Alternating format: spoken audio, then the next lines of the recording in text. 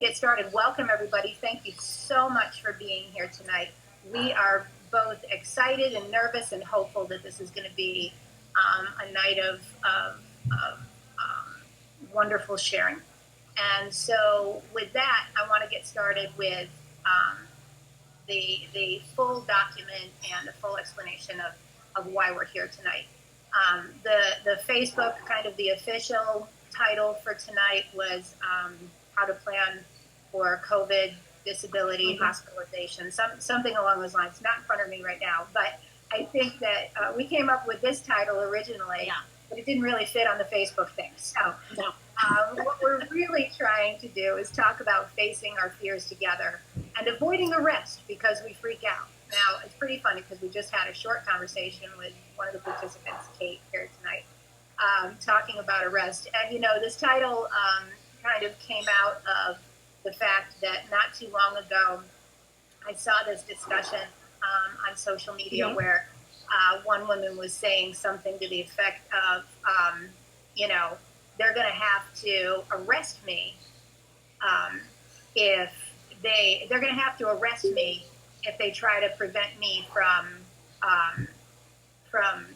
being with my loved one in the hospital.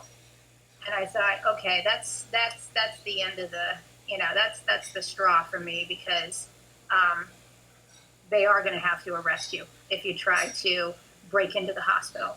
But I get it, right?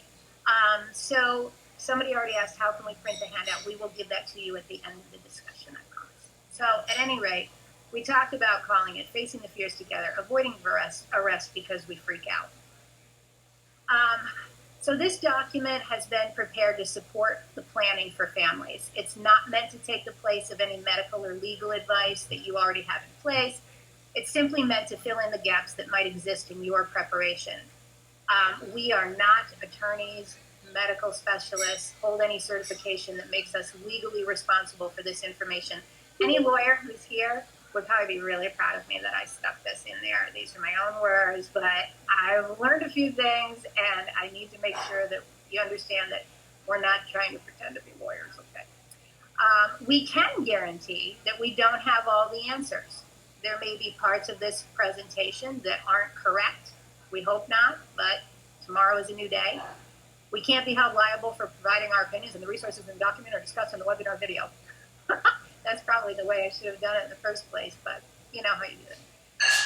Remember, the situation that we are in is fluid. News, policies, standards, and procedures are changing daily.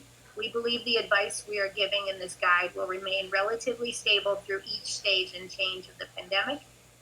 And most importantly, please take what you need from this and discard the rest.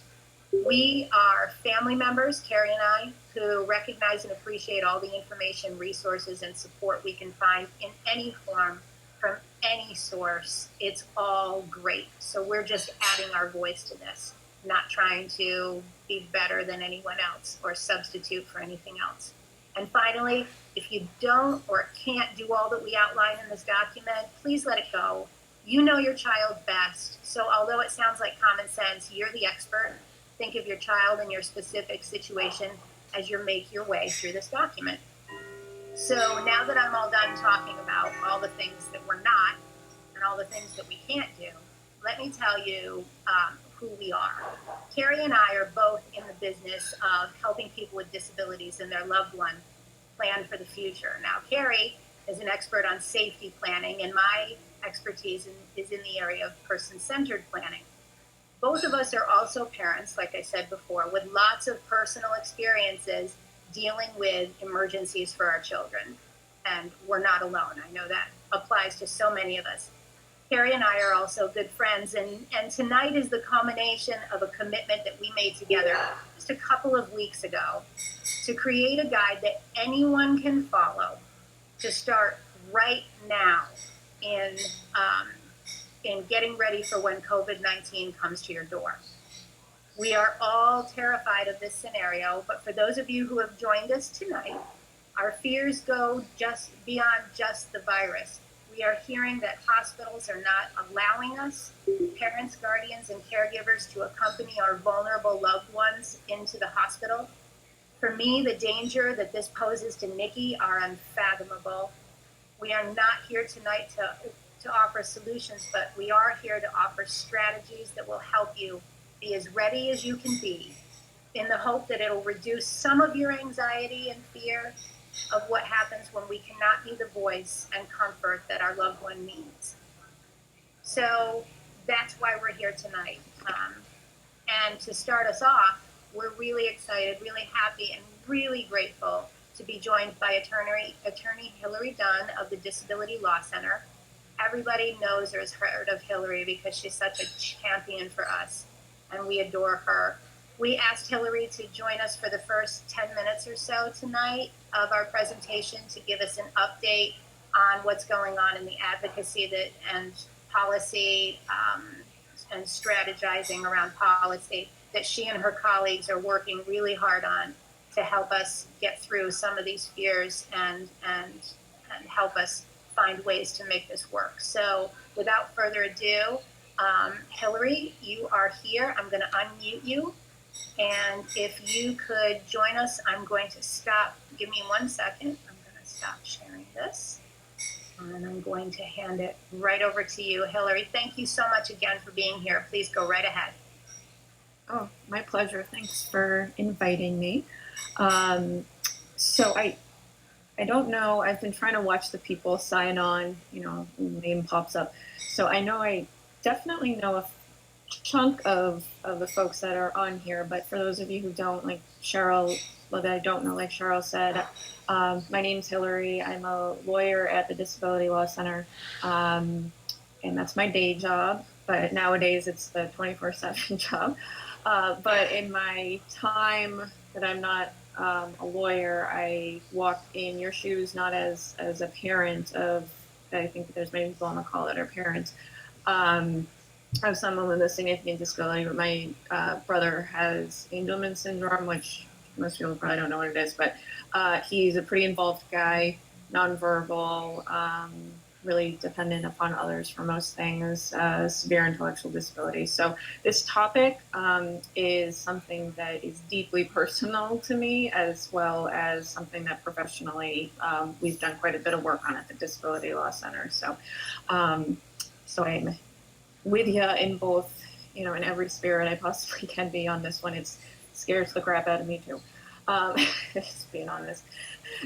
So I thought I would just kind of walk through some of the work that we and some partner agencies have done on this topic, right? That how it is in Massachusetts right now is we don't have a statewide policy that would allow a support person, whether it's family, a guardian, or an agency staff person, to remain with a person when they're hospitalized. So, so our loved one right now, depending on the hospital they go to, may or may not, have us with them. The hospital may or may not view us as an exception to their visitor ban.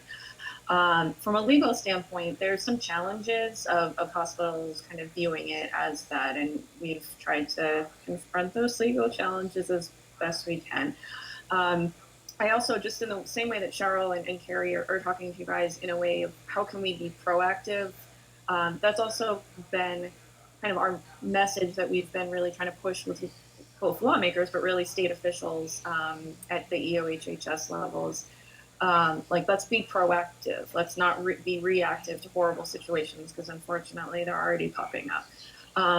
So all of this kind of came together with a bunch of other disability organizations like Massachusetts Families Organizing for Change, the Center for Public Representation, Mass Advocates Standing Strong, the ARC of Massachusetts, and some others that I'm forgetting, and I'm sorry.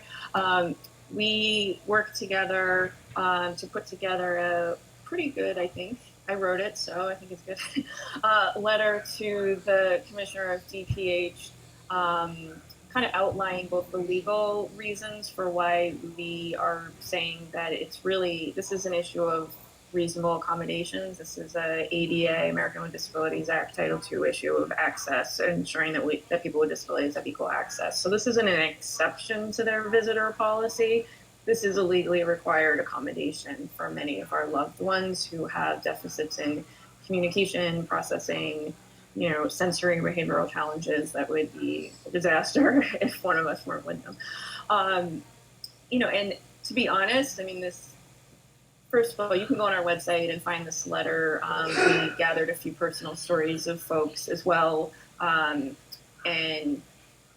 I think it's made the rounds in some ways to some legislators and been successful in that way. We'd ask you to share it with your state legislators and really ask them to push things with the EOHHS leadership on this, really trying to push to get a statewide policy that would make it very clear to hospitals that this has to be allowed.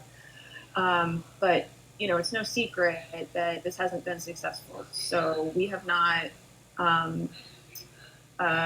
let's see, without airing all the dirty laundry, let's just say there has not been much of a response, which I don't particularly appreciate, but I don't think the state's really worried about keeping me happy right now.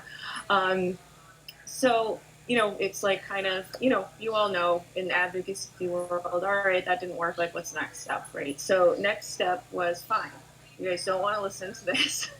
Well, we're going to gather a bunch of actual examples on the ground that are happening right now and people that have been denied access and there's been negative outcomes.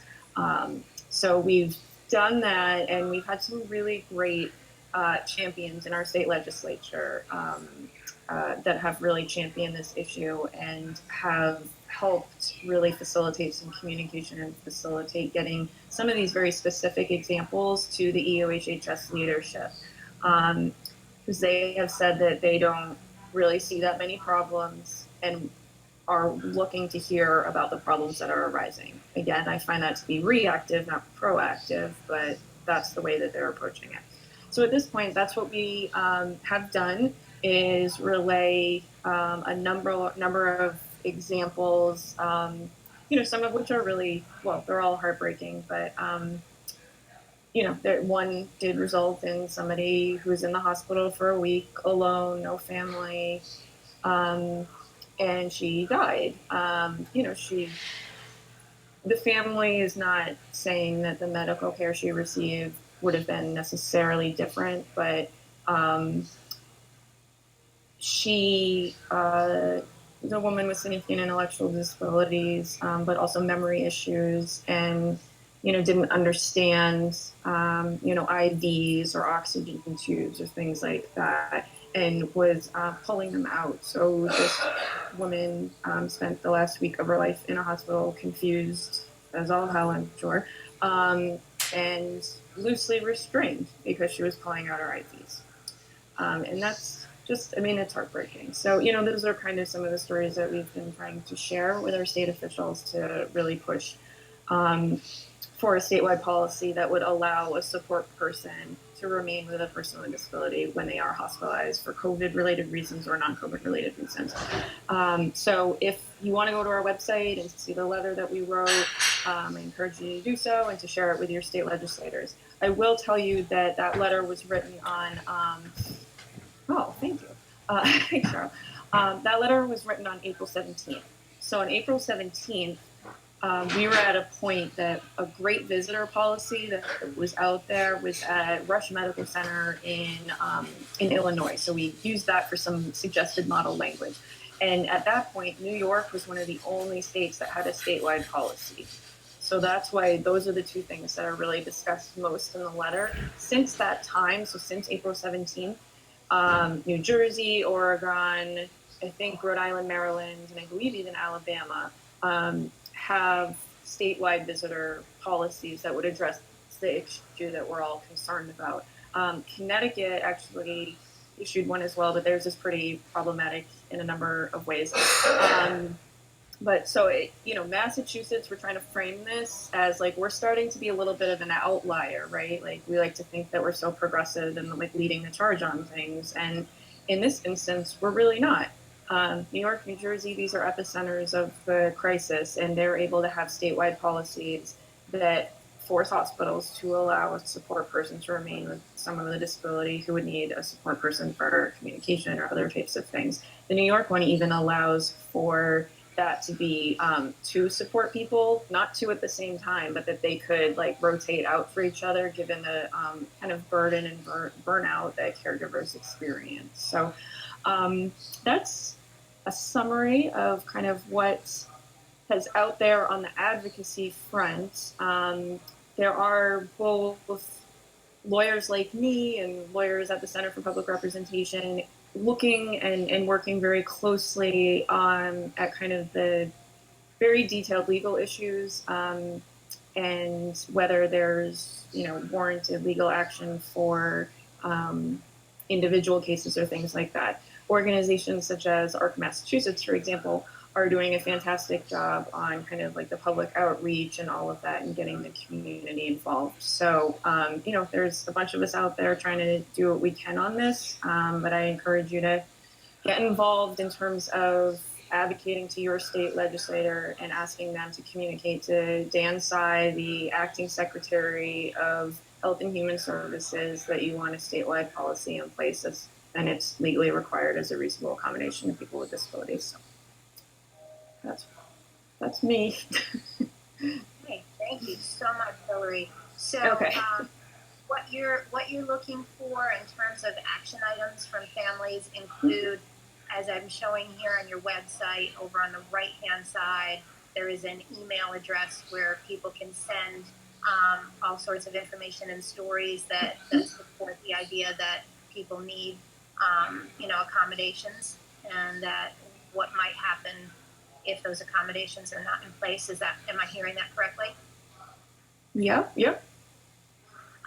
And also, you're encouraging people to go to, we all know that the ARC of Massachusetts is fantastic in providing templates and means for people to just very quickly reach out to their legislators. So I'm sure that that's another resource that all of us have used or hopefully have used and can continue to use. Yeah. And if you become aware of individual circumstances, whether they're yours or somebody else's, please feel free to reach out to me directly. My email address is hdunn, at dlc-ma.org. But this isn't for like, oh, I'm afraid something's going to happen. We're all afraid something's going to happen. This is in here and now. I'm being denied and my person needs me there for whatever, disability related reason. Well, thank you. Thank you again and again, Hillary. As I said early on, for those of you who might have joined us in just the last short period of time, we're going to take questions afterward. But also, this is being recorded and the link to this will be made available to everyone. So you can go back and take notes or check in on what it is that you might have missed. So thank you again, Hillary. We really, really appreciate it. And I hope you stick around to see what else is coming up next. And I'm going to unmute my friend and co-presenter, Carrie. Hey, Carrie. Yeah. Hey, Cheryl. I think we're up. So let me go back to sharing the document that Carrie and I have created so that we can all go along with that and see it more easily. This document is also going to be provided to everyone. The link to this document will be provided to everyone before the end of this. So stay tuned and bear with me. Okay. So we've already gone through this first part of our document. Carrie, I don't have my notes with me, but I think you're going to take it from here. Thank you, Cheryl. And thank you to Attorney Hillary Dunn for that great update. We really, really appreciate you being here and letting everybody know sort of what's going on. Because like Cheryl said, everything changes moment to moment, hour to hour, day to day, and we know that. And we're all sort of being inundated by information. So to make the most out of everyone's time, like Cheryl said, I'm just going to do my best to sort of go through the guide as is, and then we'll take questions at the end. So in this guide, we're going to go over two big areas, okay? So the first is if your loved one is hospitalized, we're going to talk about strategies for planning ahead, We're going to go into step-by-step instructions, okay? But then we're also going to talk about if you are hospitalized. Similarly, strategies for planning ahead for care for your loved one, and step-by-step instructions for how to sort of plan for that. Also in this document, there are some tools that we'll go through. And if we have enough time, we'll talk about some other resources. There are some important messages from Cheryl and myself and how to get more help with this guide. But if we don't, we'd much rather take your questions and have you just sort of go back and look at that on your own.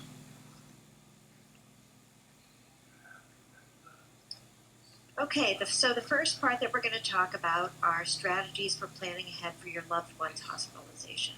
And like Cheryl had mentioned before, and I'll sort of talk about again at the end of this, please, this document is not meant to overwhelm you or cause more stress. This is really just to give you an imperfect starting point and for you to take what you need and discard the rest, okay?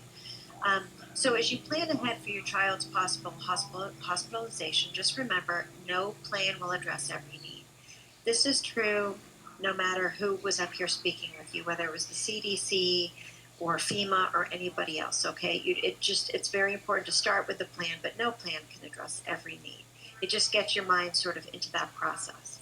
But if you make a plan when you're not in a moment of crisis, you're going to be better able to think through what you need to do without being overwhelmed with emotion in the moment. Many of us on here are parents, and many of us already know that to be true, I'm sure, whether it's schools or doctors or providers or whatever the situation may be. It will also allow you to plan on how to address the emotion that you will feel during the process, because we're human beings, we're going to feel emotion, right? But it's much better to sort of plan on how we're going to address that in advance. If your child does need to seek treatment for COVID or is in need of emergency room services during the pandemic, because the major piece that we're looking at here is if they need to seek treatment for COVID, but obviously if our loved ones have to seek emergency room treatment, the emergency rooms look a lot different now than they did before. So current protocol for COVID-19. So the current protocol states that if you're thought to have the virus, you need to call your primary care physician, or in the case of a child, their pediatrician first, because they are familiar not only with you or your child, but with the plans in place specific to your community regarding testing. The other thing that your primary care physician and your pediatrician know is they're familiar with your insurance, okay, and they know what will be specific to you. And each community, as you may or may not already know, has specific areas where they want people to go for COVID testing. That's why you really should call your primary care doctor. So those providers, like I said, are also the first ones you should call to start if you're going to make plans in advance of an emergency, because they're the ones who know what your child needs are. Once you know where your child will go for treatment, which will be different in each community, it's important to know what their specific protocols are. So I always talk about in my trainings, we have 351 different cities and towns who are going to be doing things 351 different ways. And each hospital has to follow laws and regulations, but each hospital will have their own specific rules and policies as well. And that's pre-pandemic, that's just how hospitals function. So one preparation strategy, you can ask your primary care provider if they know about any of the policies at the hospital or facility where your child will go, but you can also call the facility directly in advance if you have any specific questions about what will happen to your child. In other words, like I was just saying, each community has their own specific places where testing is happening. You don't call your primary care doctor and go in to be seen. So these are some of the questions you may want to be asking if you call in advance to sort of prepare yourself. Can you go in with your loved one? What should you have or do to make sure you are not stopped? PPE or documents. So PPE is personal protective equipment. We hear that talked a lot about, right? So masks, gloves, things like that. And people coming off the street typically are masked and gloved, and the providers have additional PPE. How do you get in if they are brought in by ambulance and you drive in? Just to give you an example, my son has a physical coming up And in that hospital, they only allow people to go in through one door. So just prepare yourselves. The protocol for everything has changed. That's why it's so important that you call in advance, because it's not what you were used to pre-pandemic. What is the number for the patient advocacy department? So this is an area some of us may already be familiar with a little bit, right? So every hospital has one, and it may be under a different name, but they should know what you're referring to. If you're at the hospital or trying to advocate remotely and there were roadblocks, contact the patient advocacy department for help. Again, some of you may be already familiar with this, bringing your loved one to an ER or seeking treatment. You want to write down the answers in a single notebook so your notes will not be lost. This is so important. I know myself. You're scribbling things down, you're making notes, they're all over the place. You want to make sure it doesn't get lost, or just get yourself a 99-cent notebook at CVS. That should be fine. So this is also where you'll want to keep essential provider names to include any support numbers, emails, and must-haves. You're going to see more of this in the next section of this document. So desensitization starts now. So I'm a very, again, pre-pandemic, my methodology behind safety and accessibility is that people may or may not be able to access safety just like anything else, but I'm a firm believer that we still have to try. And desensitization should be the first go-to, and not, I know I've sort of seen in certain places, people would say, oh, my child doesn't have to do this because, you know, there's exceptions to them. And I would just strongly encourage you, if it has to be that way, okay, but I would strongly encourage you to go to desensitization first and exception to the rule later, so that your loved one can best access being safe. So are there sensory concerns or triggers that your child has that you already know of? Well, seeing a lot of the names in here, I know that you're already aware of those things. It's important that you start writing those things down and keeping track of them. If they are going to the hospital, they will most likely be asked to wear a mask and gloves and have their temperatures taken with the kind of thermometer that goes sort of, you know, across the forehead and down the ears. I've been to the hospital several times with my son, and that's what they did. Again, they're not going to probably be putting the thermometer in the mouth initially, although if they go in, they may be. But knowing these things, it's really important, because you can sort of even just use your finger or sort of doing other things to help desensitize your loved one. Without triggering your child. Huge, without triggering your child. So I'm not encouraging you to do things that you know are absolutely going to be triggering to your child.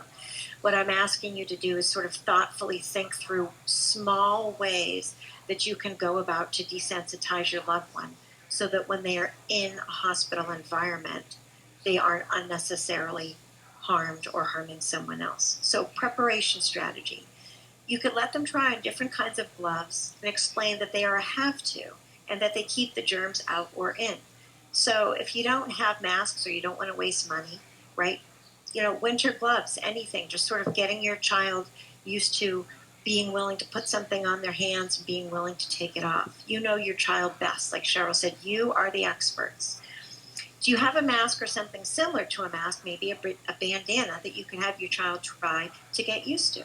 Again, we know Governor Baker already sort of put that out, that if you can't socially distance, we need to be doing that over the age of 2. So the intent of these exercises, again, is to desensitize and not to trigger or provoke anxiety. So use your best judgment.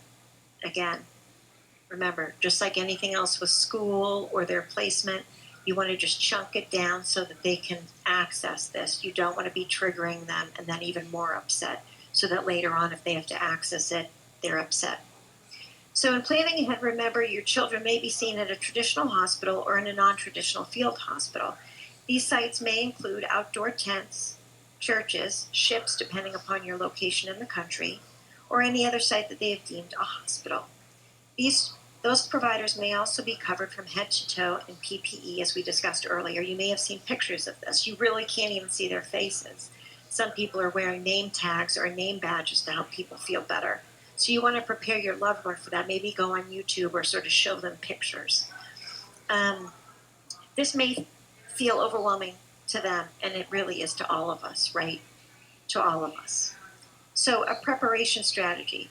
again, sort of show them the images online, or if you think it will be helpful and you have the time, you can show them some social stories, which I believe we've included some of those in the end of this document.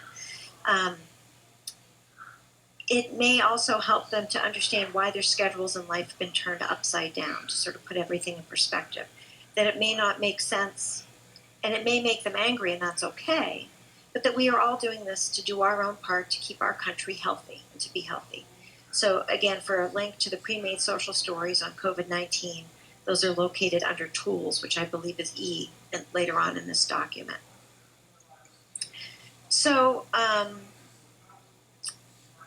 on this next part here, this is a tool that I developed in my safety work that I have found personally and professionally helpful. So a visual support to help you as you advocate. So as was already mentioned, you know your child best. You are the experts. But sometimes, and we know this as parents, it's difficult to explain their needs to others. Honestly, it's difficult for us to sometimes process and our children to process. But if you or your loved one are having to access emergency care, you may not have a lot of time in the moment to do so. Some hospitals may let you in, as was mentioned earlier. It's really dependent upon the hospital and their policy. Other hospitals may not, and we just want you to be prepared for both scenarios, okay? I know we made jokes about arrest earlier, but let's keep those as our dark humor and do our best to prevent those. So please utilize this tool as you best see fit, or you can have a pen and a piece of paper and draw your own bell curve. So for those of you who are already familiar with it, most of us know is the bell curve, sort of you take a test in a class and sort of the part in the middle is sort of most of the kids got an 80 and the people to, these are the people that failed over here and these are the people that did, got 100 over here. But I'd like you to sort of think about this in a very different way. So I use the colors on purpose, green, yellow, and red, because I want to sort of tap into everybody's thinking on a street light, right? Green means go, yellow means slow down, and red means stop. So I really like this tool because you can sort of even use it for yourself, for your loved one. So phase 1, baseline. I want you to think about what those baseline behaviors look like. What do I look like when I'm content? And how do I communicate? Because as we know, baseline doesn't mean you're happy. It's not you sort of on your best day. It just means how we all are right now watching this presentation. Phase 2, I want you to think about what has changed. What triggers should be avoided? Because as we know as parents, we know a lot more about the triggers that should be avoided than what actually needs to be done to make things differently, unfortunately. Is there anything that can keep me from going into the red? And here's another really important one. How fast do I get there? Okay, so phase 3, this looks different for each person. I call this the point of no return, the worst case scenario, your nightmare scenario, and how fast did I get here? Every family will be different, right? For some families, that is your child is screaming and swearing and seemingly uncontrollable. For another family, it might mean your loved one is punching a hole in the wall or throwing an ice pack at a nurse. For someone else, it may mean someone's calling 911. So I'm not going to tell you what any of these should look like. This is for you to determine for your own family. So phase 4, typically this happens with the passage of time and a decrease of triggers. What should or should not be done to stay out of going back into the red, right, once your loved one starts the de-escalation process? And return to baseline, and I call it that because we know return to baseline is not the same as baseline, okay? The return to baseline, you're still a little bit agitated. So what is the range in time that it takes to return to baseline, and what needs to happen to stay in the green?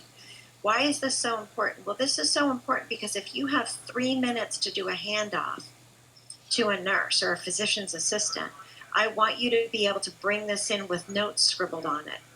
Okay, so if there's like 1 or 2 or 3 things that you want the staff to know to do to keep your child between baseline and escalation, because that is the happy spot, right? That is the spot where if they stay there, they're safe, and those who are treating them are safe, and that's what we want. We want everyone to be safe. Because we all know once we get into the red, We have no idea how much time it's going to take. We don't know if they're going to need to be restrained or given a chemical restraint, as they call it. That's not a place that anybody really wants to go. And again, like Cheryl said earlier, we can't prevent everything, but I really like this tool because you can make notes or talk about behaviors, scribble it, and hand it to them. Okay? And we talk about this later, but we really recommend having 3 copies of things around, right? Because if one gets lost or you're giving them away, and someone else asks for it and you don't have it, it's not helpful. So, like I said before, many times we don't know what to share, what works, but we do know the triggers to avoid, and that's really sort of what I'm getting at with this tool. Are there others in need of care happening in your home while this is happening? Cheryl, actually, I don't know. No, this is still me. Okay. So you may have other children, right, in your home, or other family members that you care for in your home, and this may prevent you from being able to go with your child, right? So even if the policy is changed, and we can say, yay, woo, equity, amazing.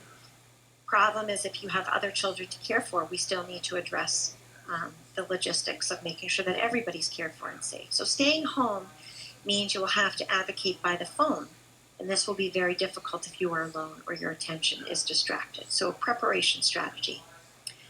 We really want you to work towards identifying someone who's willing to respond immediately if there's an emergency. Whether you have to leave to go to the hospital with your loved one or stay home. And if you stay home, their job is to take on the care of the needs of the others in your home, allowing you to go into a room, shut the door, and be uninterrupted. If you leave for the hospital, their job is the same, only you'll need to have a little bit more prepared for them. And these things may include a routine schedule for the day, morning, bedtime, and in between, a medication schedule, directions to prepare food, cash for a pickup or delivery of a meal, your phone number and those of other family members or friends who might also be able to help, instructions on how to use the remote for the TV, Roku, computer screen, passwords, and logins, because let's face it, that's how you're going to really keep those kids busy and distracted to sort of decrease the amount of stress that individual who's helping you out is sort of under there. And go over these things with the person ahead of time when nothing else is going on. Also, identify a second and a third backup to the first person and prepare them as well. And yes, I know what many of you are thinking, and I'm feeling the same way, right? We understand that some people don't have these things in second and third, but again, take from this what you need, discard the rest, but we want to sort of give information so that every kind of family, every situation is thought of. So this is the step-by-step instructions if your child is hospitalized, okay? So the first thing you want to do is assemble the documents in the part of our document called List of Forms and Documents to Have Ready. Don't worry, we've got it sort of all spelled out for you here. Make one more copy to keep at home. And again, I think we say that later. It's good to have, and I know again, as I'm saying, it's copies, and not everybody can run out to Staples, but it is really important as you gather all of this that if it happens more than once or they get moved, that you don't go through all this work to give away your only copy, is what I'm getting at. So you want to put these things in an envelope and then place that envelope near an exit in your home and let all the adults know where they are. Have them easily accessible to grab and hand over to the emergency responder or the triage nurse if you transport to the hospital. Again, we want you to think of everything because the last thing you want to do is go through all these preparations and then you take off and then you leave them at home. I don't know about you, but unfortunately I have been known to do things like that, right? You leave the most important thing at home. This is a big one, and we talk about this in mental health as well. So you want to prep what's called a bug out bag and leave that near the door. One for yourself and one for your loved one. Very important. 2 separate bags. You never want to pack anything in a bug out bag that if it's lost or stolen is going to take a toll on you or your loved one, okay? We understand that we're saying keep them happy, keep yourself happy, but like clothes from Walmart, if you have the time to shop, things like that, things that if they get lost or stolen, you or your loved one, you don't want to trigger them because their favorite thing was in that bug out bag. So just something to remember. So ideas for some of the items to have in the bag for your loved ones. Snacks, we know this, right, as parents. Sensory items, change of clothes, including pajamas and street clothes, headphones, and again, coins or dollar bills in a Ziploc bag for vending machines, right? Again, some of this we may already know from life prior to the pandemic.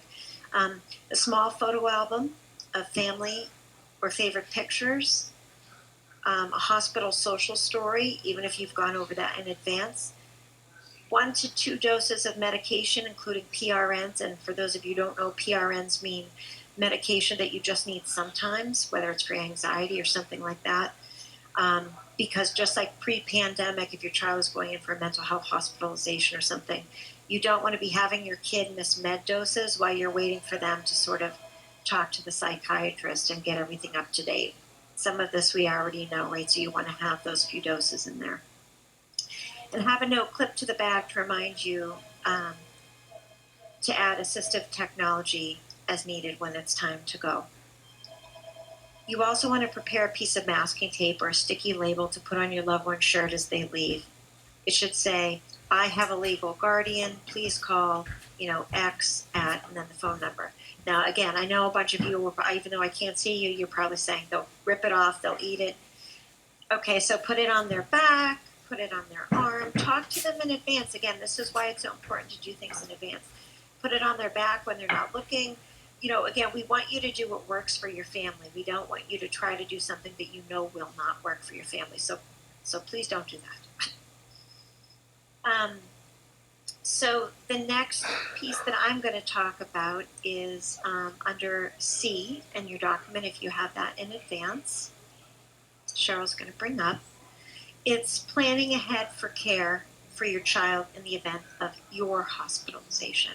Now, look, this is something that pre-pandemic, none of us want to think about either. But again, Cheryl and I are asking you to put yourself, move past that moment of anxiety and stress, and know that if you plan, it is going to work out better for everybody involved. Okay, we know that it's hard, and that's why we're here to sort of support you. So Okay. this is, yep. I think this is my part, darling. Oh, I'm sorry. You are right, Cheryl. That's all right. I practiced this a couple times. No worries. You were on a roll, and I hated to interrupt you, but that's all right. You're going to need to take a drink of water or something. So, okay, so I'll take it from here, but thanks, Carrie. So, like Carrie said, and thank you, Carrie, you've done a great job, and I just want to reiterate that the key part of what Carrie and I are trying to do is pull together these ideas and offer up some planning strategies for you to do right now. Not wait until if you think maybe something might happen in the near future. Get it done right now. None of these things are things that have to wait.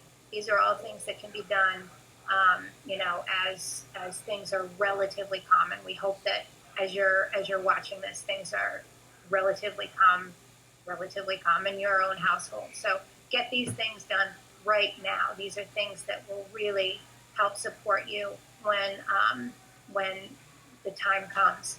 So the next part is about planning ahead for care for your child in the event of your hospitalization. And we wanted to make sure that we covered both of these areas because either one of those is equally terrifying, right? And all of us are thinking along these same lines. But a lot of times we're just so focused on thinking about what if my loved one goes to the hospital, and how terrible that would be. Well, there's a whole lot of things that can happen at home in your absence. So we wanted to make sure that we touched upon these. And again, preparation in advance is the key. Having a plan can dramatically reduce your stress and anxiety about when the time comes. So, in your absence, your loved one is going to become dependent on others. Decision making will be in the hands of others. Yet another terrifying thought for all of us who are caregivers and parents. Caregivers who step in need to be provided the support and information to care for your loved one. and that is up to you to provide. Here are the ways you can plan and prepare and the things that you need to know. So again, the idea is to prepare the person or people who will be stepping in for you. We cannot. It is a serious mistake to do nothing to help them be ready to do their best, which is, I'm certain, their intention. They'll have the heart and the willingness to do their best, but our kids are complicated, and if you haven't given them the tools to do those things, then that's our own mistake. And we're not talking about weeks and weeks of training or anything like that, but these are some of the things that we thought would be really, really key. So before we go into strategies, though, we just wanted to talk a little bit about some of the things that are really important for you to be aware of if you're not already. So if you're the guardian of a child or an adult, okay, so under number one here, if you're a parent or guardian of minors under 18, and you're a single parent or sole custodial parent, make sure that you provide the caregivers of your child with a letter of consent to make medical decisions in your absence. Okay, this is just temporary while you're not at home. So we have provided links to 2 versions of letters you can use under the tools section of our document. And so that's for minors. For parents of guardian or guardians of adults like myself, and adults are 18 and over, is there a co-guardian, first and foremost? And if the answer is yes, make sure that co-guardian is kept updated on all the information and all the decisions, that you're making, because that work person will be the one called upon in your absence. So, if you are divorced from or not living with your co-guardian, if that co-guardian is not, another parent, but another family member, in peaceful times, so to speak, the co-guardian is really just kind of, there as the legal co-guardian in the event that something happens. But right now, that something could happen, is more likely to happen, right? So make sure that co-guardian is kept updated on all these things that you're doing, okay, so they can step in with a little more ease. If there is no co-guardian, okay, there is a temporary but legal solution. And we found this through the support of Annette Hines, who is an attorney with Special Needs Law Group. And this is after looking for quite some time and doing some research around what can we do if we're in the hospital, there's no co-guardian, and we are the sole legal guardians of an adult. There is, in fact, a temporary legal solution, and it's called the Guardian's Appointment of Temporary Agency. It's a document that we're providing with our document here. It's been created and used extensively by the Special Needs Law Group located in Framingham, Massachusetts. All credit for this document and this information goes to this attorney group and Annette Hines. She has graciously provided this document free of charge, although that's not typical because of the pandemic. And she strongly urges users to seek guidance from an attorney before invoking this document. As a courtesy for their generosity, we recommend you seek guidance from Special Needs Law Group by calling the number on their website at www.specialneeds-law.com. So this document is, and you'll see it when you look at the tools in the document after you've downloaded it and such. This document allows you to assign a temporary guardian who will make the decisions in your place. It is only good, and you can, here it is. I did write it down. Here's what you need to know about this document. This appointment, the appointment that you make under this law is only good for 60 days. So every 60 days, you must print out and re-sign and refill out the entire document, okay?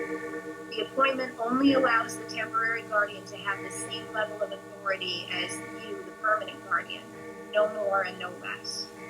And you can anticipate that you will be questioned and doubted by the institutions to whom you present this document, because it is a small and obscure part of Massachusetts statute, and very few places are familiar with it. In fact, very few law groups are familiar with this particular procedure. Those are the words of the folks over at Special Needs Law Group. It's something that is a very not real well known. So just know that it is a legal document.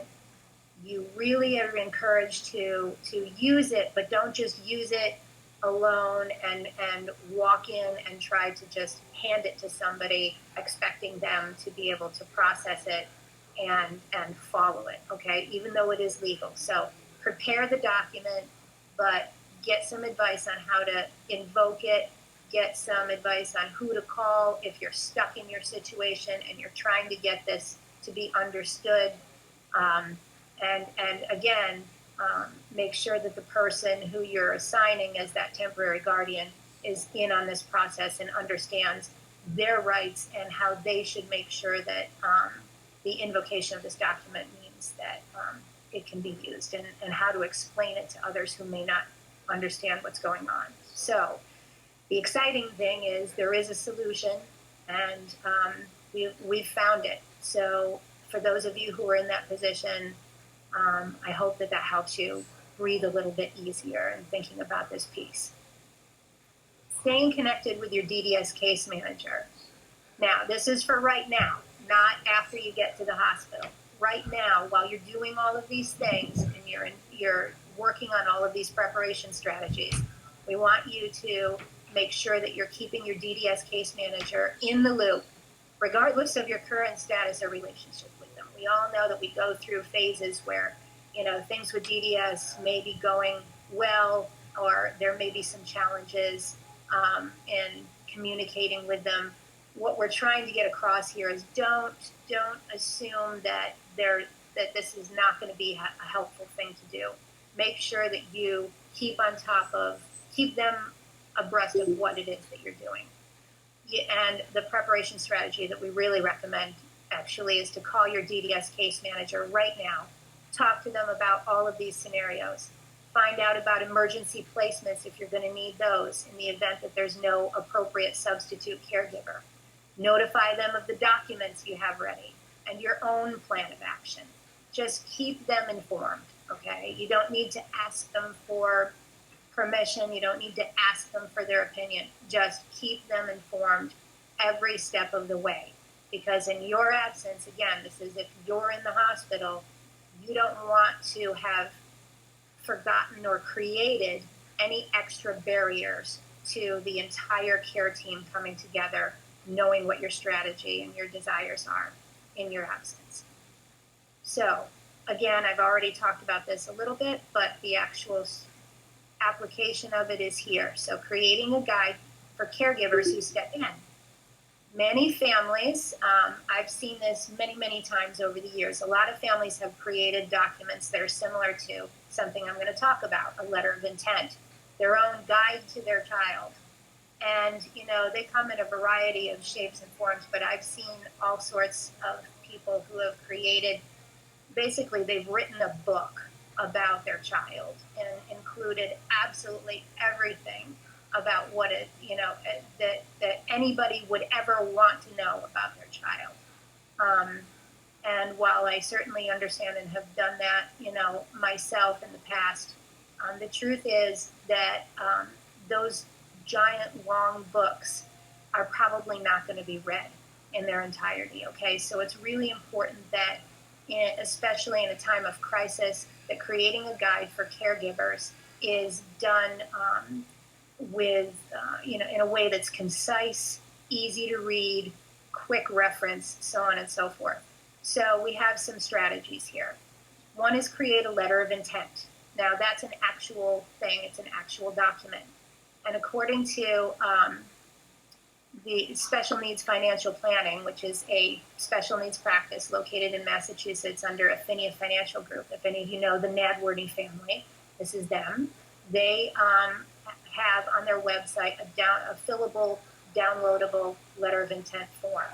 The letter of intent is not a legally binding document. However, it is perhaps the most valuable document you can prepare for the future well-being of your child. This is directly from their website.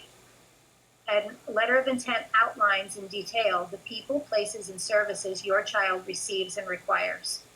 And a letter of intent is a guide for future caregivers in making the most appropriate life decisions for your child and helping to provide direction to their trustee in fulfilling his or her fiduciary responsibilities. So, again, the letter of intent is something that we should all have an update on a regular basis anyway. This is not just for pandemic times. So that's why some of the wording talks about trustees and so on and so forth. But it's something that absolutely you should be working on right now, so that that can be something that it becomes a guide for the caregiver who steps in for you. And again, we found the downloadable sample LOI form, and we have provided a link to that in our tools section of our document. A quick, simplified version of a letter that gives the most vital information about your loved one is also available online, provided by an organization called A Courageous Parent Network. And the link to download and complete this form is also under tools. So we've given you a couple of different forms, pre-created templates to create a written version of this how to take care of my kid guide kind of thing. Another preparation strategy under the same heading that we thought we would offer up is the idea of, sorry, I keep going back and forth, making some videos. So this is as simple as grabbing your camera, turning it around, just like we all do the selfie thing, and demonstrating any method that you use consistently throughout your day to communicate, to create schedules, to use schedules, to provide assistance, hand over hand, verbal prompting with ADLs or other activities. Make each video short and to the point, upload them to a computer, and name them. Night routine, laundry, meals, getting dressed. I'm kind of turning the table on all of us on this one and saying, you know what, do this for the adult and the caregiver, where we usually provide, visuals and videos and so on how to do these things for the person that we're caring for, right? Well, this is that same methodology. How cool would it be for them to be able to just click on a real quick video of you demonstrating how your child brushes their teeth and the strategies that you use to get them to do it thoroughly and so on and so forth. What a wonderful gift this can be, because again, all of these things are going to do what for your child? They are going to help your child feel much more calm and safe, because you are demonstrating, your substitute caregiver is using all of the same approaches and methodologies and language that is familiar to your child. You're already not there. That's going to cause so much stress on them alone. So anything that you can do to help prepare that substitute caregiver to emulate those things that keep your child at that baseline that Carrie talked about, that's better. So, the more the better. So creating a guide for caregivers to step in, using all of these tools and strategies is a great idea. And then another preparation strategy, practical things we don't think about providing. This is a partial list we included under, and when Carrie was talking about if there are others in need of care in your home while this is happening. Again, some of these same things. So a routine schedule, write this stuff down, a routine schedule for the day, the morning, the bedtime, and in between, that'll help a substitute caregiver take care of your child.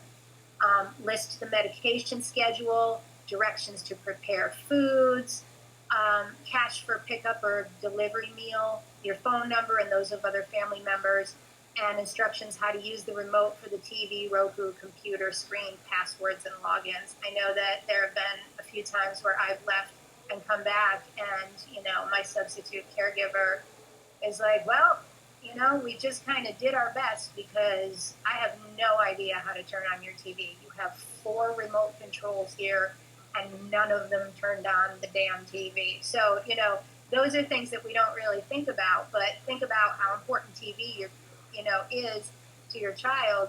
You got to make sure that the caregiver at least knows how to try to get to those. So, a few things that you may not be thinking about. These are all things that should be written down in a binder somewhere easily found where the caregiver already has gone through it with you, knows where it is, and can read it very simply. So there are some strategies.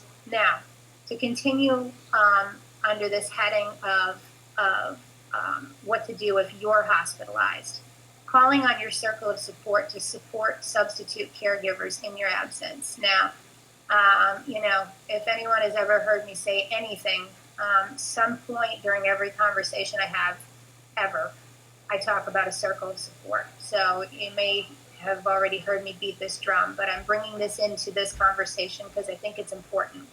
None of us truly provide care in a vacuum, even though that point could be argued by many. We all have others that we rely on, from family to friends to people paid to be in our lives, and this is the concept of a circle of support. But to simplify it for this purpose, here are some strategies to set up and transfer the supports you use to the substitute caregiver, and even add a little extra. So consider finding, this is for right now, finding some shoppers and errand runners that you know, even if you need to pay them. If your loved one prefers not to go to the store and everyone's quarantined, your substitute caregiver is going to need that help getting essential supplies and meds. Who in your circle or community might be willing to play that role? Find them, ask them, and put that into place. So in other words, I might ask my neighbor's teenage son, who's got a truck and works at a grocery store anyway, hey, listen, if I have to go into the hospital and, my family needs some groceries, they're not going to be able to go because they're taking care of Nikki right now, and Nikki will not do well in a grocery store. It would be a huge mistake and a huge burden for me to forget that and rely on this substitute caregiver to try to figure out how to get groceries to your house. So this is another strategy. Find somebody.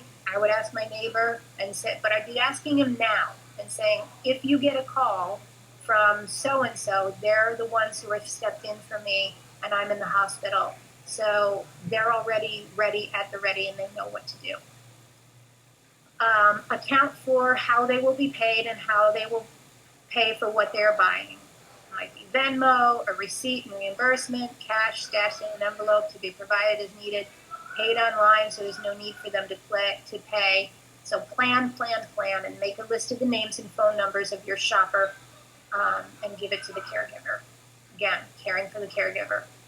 Another preparation strategy, make a list of the other things that need to be attended to, lawn care, pool maintenance, and all of that. Who else can do these things in your absence? Identify them, do the ask, and plan. And all you're doing in this whole scenario is lining up people who might be called upon, getting in touch with them now and saying, is it okay if I have you on a list to vacuum the pool in case I can't be here? And if so, then I'm going to give their name and your number. Again, my substitute caregiver is Jennifer. If you ever get a call from Jennifer saying she's staying with my family because I'm in the hospital, I'm asking you to be on hand to vacuum the pool. I mean, I know it seems small, but if you have a pool, it can be important depending on what time of the year it is, right? So, preparing to help, let's move on to the next part. This is where I talk about preparing ways for your loved ones. Jumping here. Preparing to help your loved one understand what's going on. I talked about this just a few minutes ago, so let's talk a little more about it. If you're suddenly gone from the places where your loved ones expect you to be, their anxiety, fear, and worry will take over. So now is the time to prepare the best, most appropriate, and meaningful method that substitute caregivers can use to communicate and provide reassurance to your loved one. So the strategy we're talking about here is to prepare that dialogue. First, start with the method of communication your loved one uses. Consider reaching out to school teachers and team members and clinicians on your team for some help creating a dialogue that will be the most effective. Instruct the caregiver on how to present this dialogue and to be patient with however many times your loved one may need to have this conversation about where you are. Tell them to keep the dialogue and the message consistent.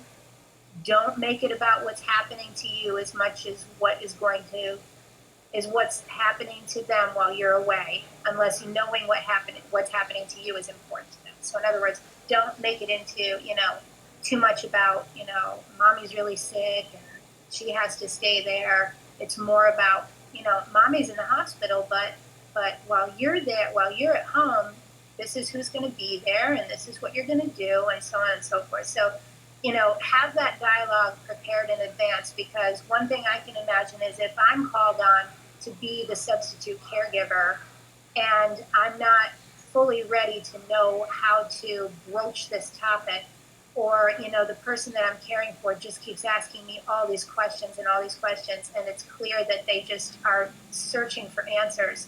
I really, really want to know what I should and should not say to your child, to help them stay at at Carrie's green baseline. So help me as a caregiver to understand how to have that conversation. So prepare that in advance. And then preparing ways for your loved one to have some level of control while you're away. As a person-centered practitioner, this is also very important in my world. We're in a time of crisis. We all hold on to the things we can count on.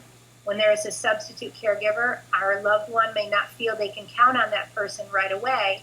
So now more than ever, they need to have consistency and be allowed to participate in decision-making in their own homes, whatever that may mean to the person.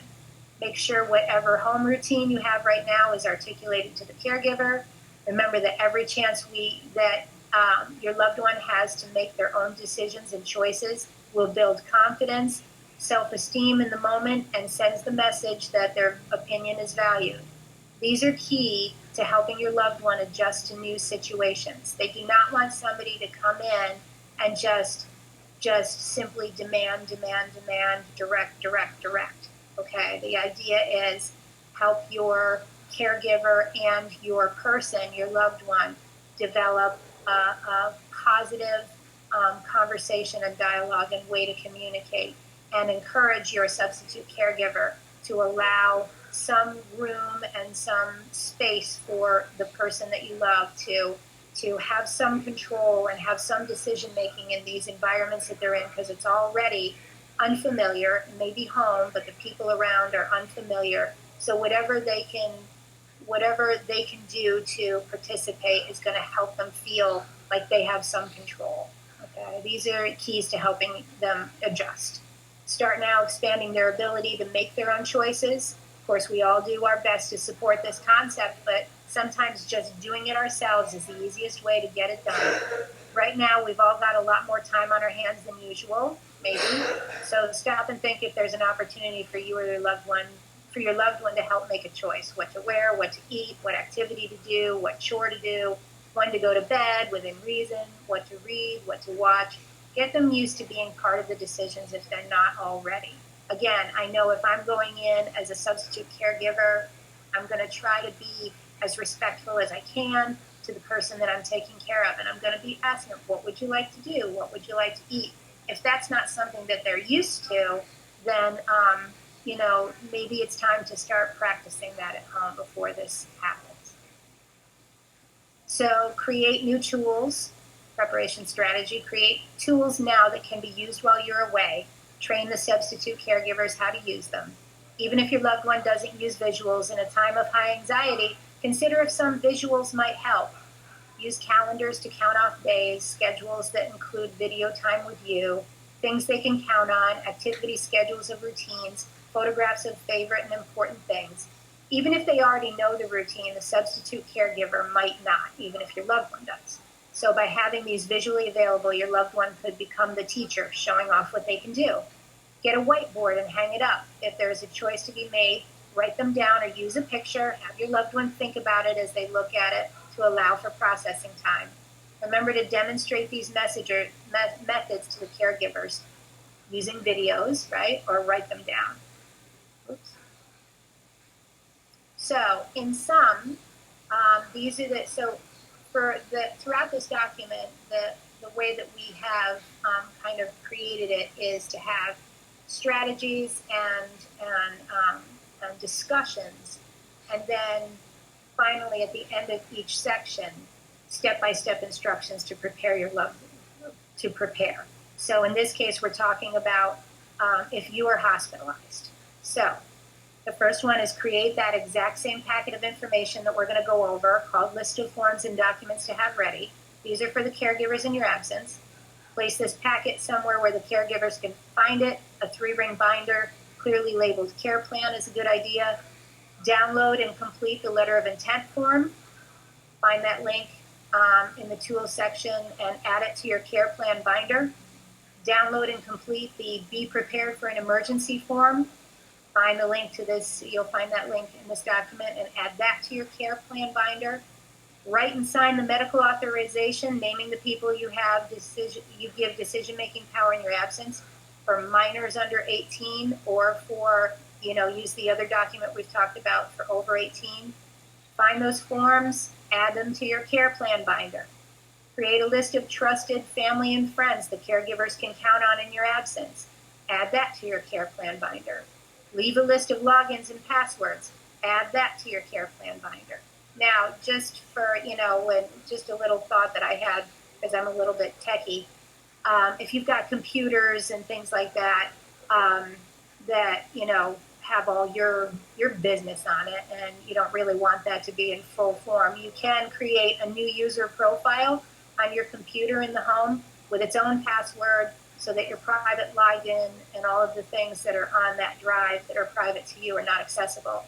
Put all the information they need on that desktop under that profile. So I can log out of my computer as Cheryl Chan. I use Macs. I can log out as Cheryl and log back in as Nikki. I've actually already got this set up with his own password that I'm giving to the provider, the substitute caregiver. And once that login is done, then they don't have access to any of my stuff. They only have access to the Nikki specific stuff. So that also makes for a cleaner experience and not too much searching around to be done. So another tip and trick. Okay. So I'm going to give this back to Carrie because she's going to talk about the tools that are in this document. And then we're going to, I'll come back and we're going to talk about that list of forms and documents to be prepared to have ready. So go ahead.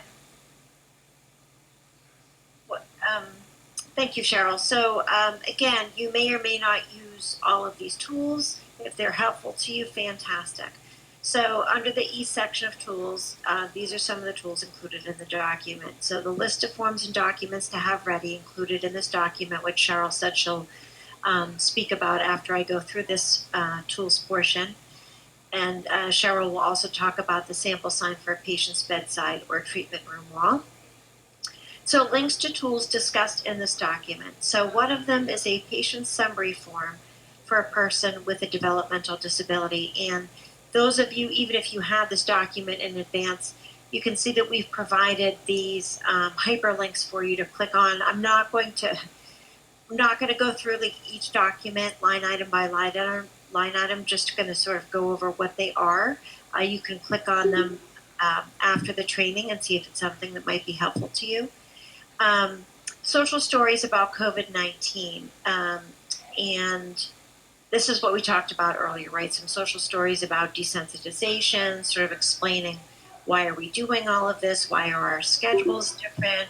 Why are people wearing masks? What does that look like? To sort of, logically explain to your loved one why we're going through what it is that we're going through. And especially now that Governor Baker has asked that everyone wear a mask. CBHI, Advanced Communication to Treatment Providers. CBHI stands for the Children's Behavioral Health Initiative. That's something that only exists in the Commonwealth of Massachusetts. And what's great is, so CBHI providers are already using this document. So this is a document that providers would already be familiar with. So that advanced communication to treatment that we talked about before, what to do, what not to do, medications, things like that. This is one option for you to print out so you can hand it to that provider and they'll know what your child needs. Medical consent for minors, linked to download through the Reliant Medical Group. Cheryl talked about that a little bit earlier, right? So we need to if we are hospitalized and our caregiver is helping with our child, we need to be, and you may have already been through this before, where you have a copy of a medical card and you have to give consent if you're not around so that somebody else can seek treatment with your child. General within Massachusetts, this is another example for the medical consent to minors. You can take a look at those and see which you prefer or which would be better for your family. Cheryl talked about this a little bit earlier, that fillable letter of intent form to downlink from the Affinia Financial Group. And again, remember, you may have done this in the past, and really, as parents, sometimes we want to make sure everything is in there. But this is a situation where less is more, because you want that individual to actually read that letter of intent and really take from it the most important aspects. And if they have to keep flipping through something, they're not going to get to the important pieces. Encourage Parents Network form, be prepared in case of emergency to provide caregivers in your absence. Again, this is sort of similar to the other form I mentioned, the CBHI, Advanced Communication and Treatment Providers, but I really liked this one because, well, when you click on it, you'll see it's sort of very user-friendly, kind of warm and fuzzy feeling, very easy to read and feels less clinical. So whichever one you feel sort of best represents your family and being able to convey that information. And the form for guardianship delegation, the guardian's appointment to temporary agency. Again, this is what Cheryl was talking about earlier. Cheryl, this is the one from Annette Hines, correct? So this is again, big shout out to attorney Annette Hines for doing this. Typically, this is something that she would charge for. But this was that delegation that Cheryl spoke to earlier that, remember, is only good for 60-day periods. This is not a permanent guardianship, but it's just a great tool to have at your disposal, especially during a time like this.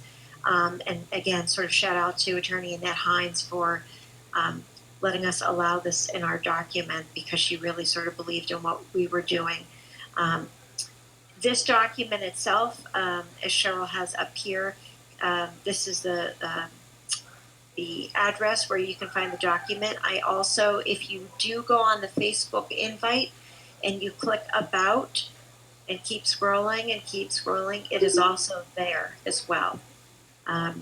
So again, these forms we think can make a real big difference, and especially that one again from attorney Annette Hines. And I'll turn this back over to Cheryl.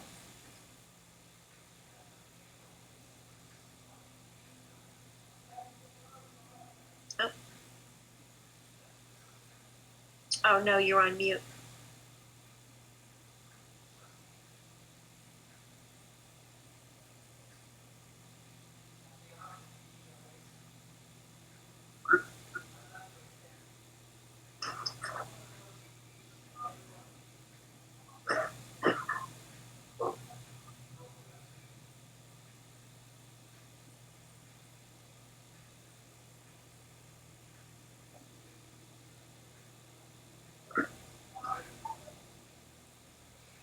Okay, so I think Cheryl's trying to take a look at some of these documents here that we were sort of just discussing. We are really, again, appreciate everybody, participating in this training, and it's something that Cheryl and I feel very strongly about, because we just want to make sure. A lot of the times we put things off when there are things that sort of nudge us with a little bit of anxiety, or that we hope that don't happen. Okay. And Sorry. that's okay. Thanks, Cheryl. I don't know what happened, but I'm back. Okay. Cheryl's back. I'm sorry. So thank you, Carrie, for stepping in real quickly. And one more thing that we added under links is something, I think Carrie was reading off the one that we had printed out, but sorry, Carrie, I snuck this one in. Oh, sure. Yeah. Visual communication tools about COVID, hospitalization, and more by Randy Surgeon, who's here tonight. She has this amazing organization that and these amazing group of tools that are called Say It With Symbols, and she has done some specialized stuff for everyone to use here. And so this is a link to her, I think it's the Pinterest link where you can download her Say It With Symbols visual communication tools. So thank you for that, Randy. Yes, thank you. And actually, sorry to interrupt, but I wanted to add something actually, if it would be okay. We're talking about life skills, for instance, and independence, and I was thinking of autism housing pathways, living skills descriptions, and videos, which I just shared in the chat box. Oh, perfect. Okay, thank you, Jocelyn. Thank you. Yeah, and I'll add that to the document before we release the final version, so thank you. Okay, so let me continue down. Let's see. Okay, so this is where we're going to I'm just going to go through this real quickly because you can read this on your own. But some of the key things that are important about this list of forms and documents to have ready.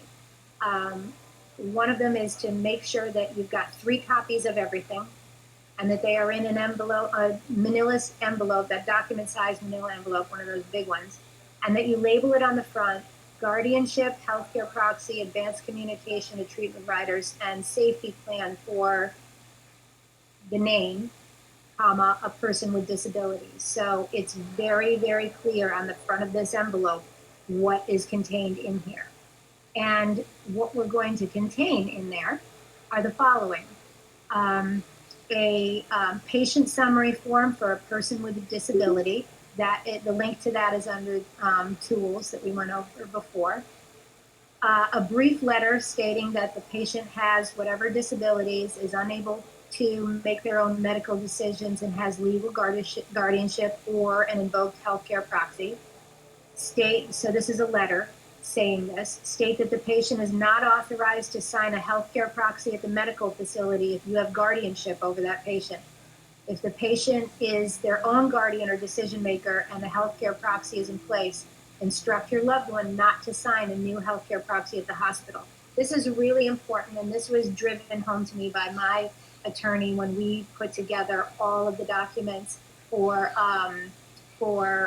my parents, for healthcare proxies for them.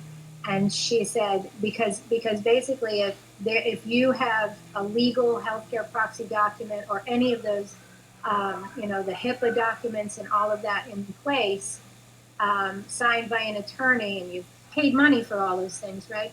If those are in place, but the patient goes to the hospital and signs the hospital's version of a healthcare proxy, that one that they just signed overrides the document that you had signed previously. Okay, so that could be a real big problem. And so you want to make sure that that is made really clear in this letter within this envelope, that they should not be signing a hospital healthcare proxy document. I've seen it happen a lot of times, in these emergency situations. A nurse or some representative from the hospital come running up to the patient and be like, we just need to have this on file. Well, the answer is no. The answer is I already have one, and have that presented in the envelope. So if your person may end up inadvertently signing it, you want to work now on making sure that they understand not to. Okay. Patient also in this brief letter, patient's full name, date of birth, social security number, primary care physician, all their specialists. I mean, a lot of these are going to be, repeated on some of these forms that you're going to use anyway, but that's okay. A copy, a copy that you make in a copy machine of the state issued ID or driver's license, copies of insurance cards, including private and mass health, front and back, guardianship declaration with the date that the judge signed it, guardianship's appointment of temporary agency, that's the one we've talked about, no more than 60 days old. Remember, it expires every 60 days. So if you've done this tomorrow and you're hospitalized 70 days from now, then that temporary guardianship order is out of date and not legal.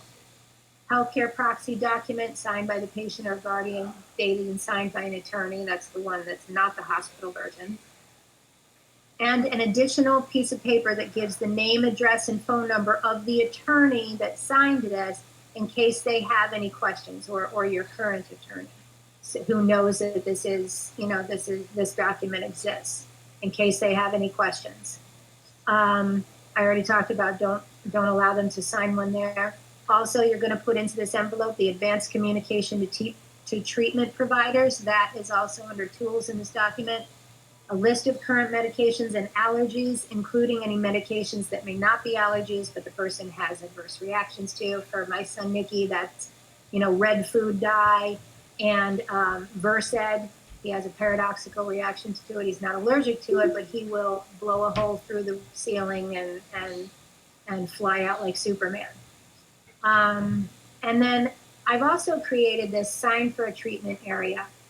This is, I say, please post this on a bed wall or a wall in the treatment area.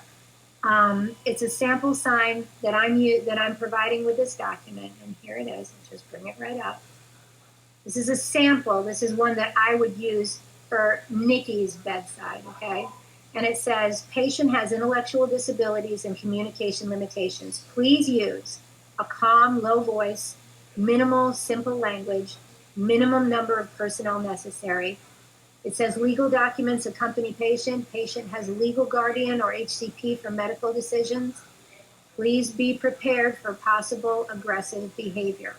Now, I've used this many times when Nikki has gone to the hospital, but I also know that sometimes I have been blocked from putting it in a place where everybody can read it because they suggest that it's a HIPAA violation or a privacy concern. So be prepared for that. And if that's the case, that's fine. Just have it ready to, if somebody new comes in that you haven't seen yet, put it up above their head and hold it there. Something so that it gets people's attention. They can really, really quickly read it, get some sort of early understanding that this is not so that they need to take some of these precautions, and have that ready to just hold up or, again, post on their bed or post on a wall until somebody says you can't. But do it anyway. That's what I say. And then we have a list of other resources, including the ARC, the Association of Developmental Disabilities provide ADDP resources, DDS COVID-19 resources, Developmental Disability Council webpage of resources. And I didn't put it on here, but I will absolutely add the DLC website that we talked about before that Hillary represents. So I will add that to the other resources page. Finally, to get more help, we wanted to make sure that Carrie talked about it a little bit earlier. If you or someone you know has no computer, printer, or other means to print out these resources, give us a call. That's my number. That's our email addresses. We will get you hard copies of all of these documents, or get the person hard copies of all these documents, because we know that not everybody has, printers and all of that and the means to get this stuff done. So we don't want anybody to not be able to do some of this stuff just because they don't have a printer and ink. We want everybody to have these. So just get a hold of us. We will get them to you. Carrie, do you wanna wrap it up?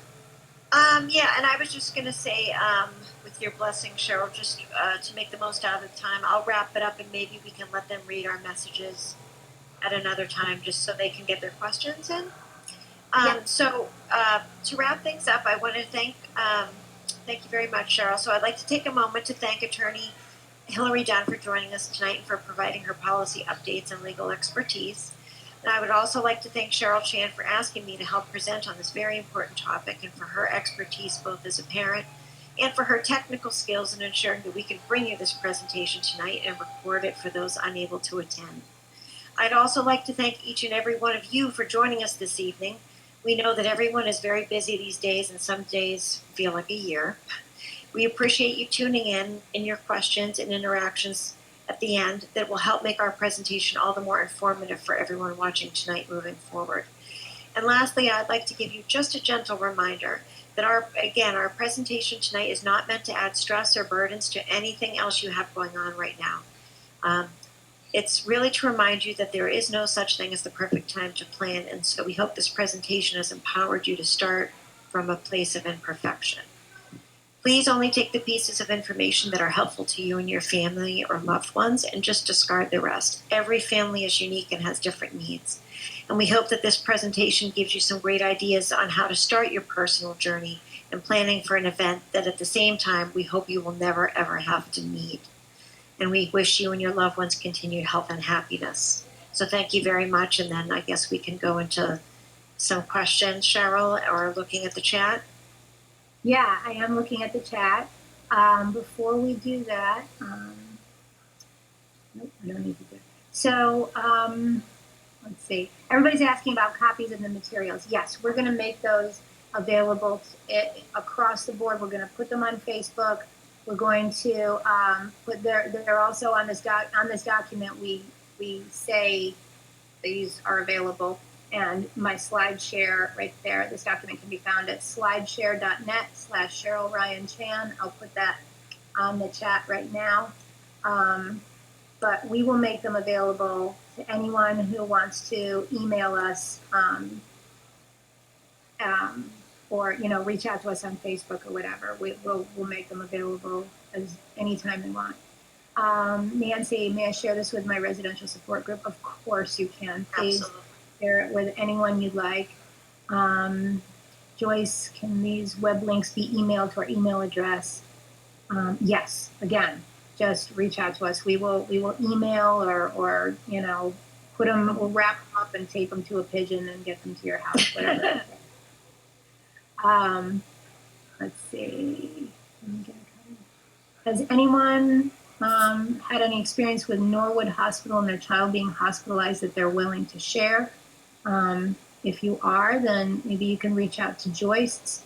I don't know that we want to open up that yet, but Joyce, if there's anyone who does, maybe they can put their email address in the chat list and you guys can connect that way. Kate says no meds will be allowed in the hospital. Yes, absolutely. We thought about that. There have been times, however, where I've been in the hospital with Nikki and he's needed them immediately and urgently, and I have pressed to get them done because, they're backed up and yeah, I roared. But in the interest of doing that, of Nikki not becoming, starting a seizure, we were able to get that. But you're absolutely right. No meds are going to be typically allowed in the hospital. I usually carry them myself just so that nobody is grabbing them out of the bag. Hillary said, is Hillary still with us? I can't tell from looking. No. Okay. Well, Hillary has provided her, the information to get a hold of her, I think, in the chat group, but she is at the Disability Law Center of Massachusetts, which is, I think, dlc-ma.org.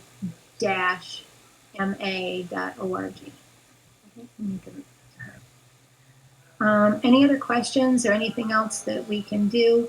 We'll just leave it that in the chat box. A couple people have thanked us, and you're very, very welcome. It's been our pleasure. We're really happy to be able to be a part of, this community in any way that we can. So thank you. Yeah, I think that's about it, Carrie. So I've had a great time. I hope you guys me too. Yeah, good. And Carrie and I are both going to probably get some sort of beverage so that we can calm ourselves down and relax and celebrate that this has been done. So again, we hope that you found this useful, and we're so grateful for you being here with us tonight. I'm going to end the meeting. Thanks, Thank you so very everybody. much. Thank you very much. Thank you. everyone. Have a good evening.